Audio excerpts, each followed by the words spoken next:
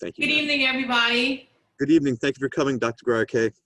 How are you? I must say that I'm not happy with the process. I have written a letter to the supervisor and all of the council members regarding who is actually sitting on the committee itself.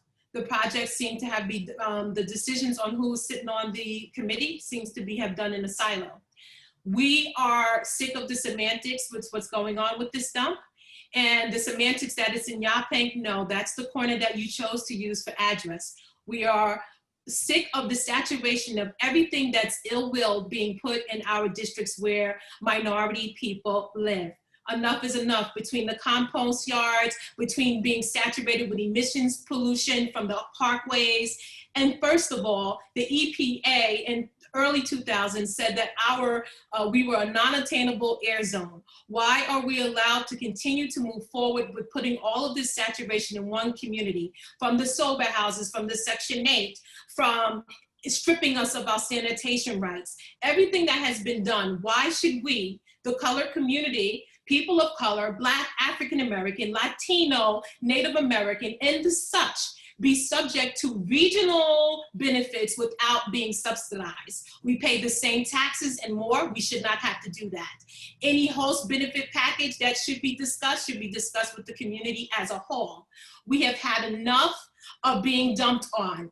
You guys need to get your knees off of our necks. We have been tired of the regional cost of living, which affects our health, our minds, our bodies, our spirit, and our bottom line, which is our property. Like most people, our properties, our houses are our investments, our future. And by you guys continuing to make us the regional dumping ground for everything that is ill-willed without any oversight, it affects our bottom line. It affects our economic ability to attain and keep land and or sell it if we want to get out of there.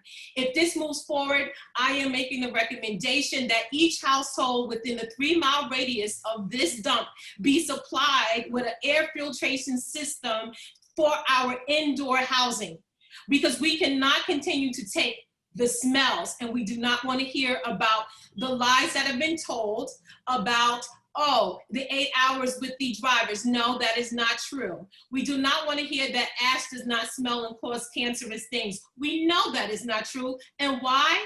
Because we have 9/11 to tell us about ash and what the effects of it is, okay?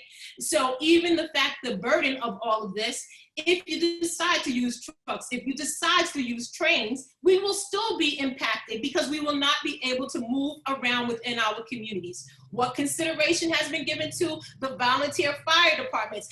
If such things should happen and there's a fire, what about our ambulance? You and many of the other people have continued to exhaust our resources for our community and our residents, you meaning the town of Brookhaven. And the fact that you do not allow the oldest and boldest civil rights organization to sit on such community with people who do not live directly in the community, and they are not disenfranchised. It is a disgrace, and it is a slap in the face to the community that has been living there and fronting everything for everybody else. The 4th district is the largest, has the largest population of minorities in it, and we should have been given the respect that we deserve and not allow somebody to cherry pick who they think is representation for us, because they are not. We don't know where they came from, we don't know them, and we frankly don't care. This process should be open to the greater community at large, and not a few of the same chosen people that always get chosen for everything. Thank you very much and have a great evening.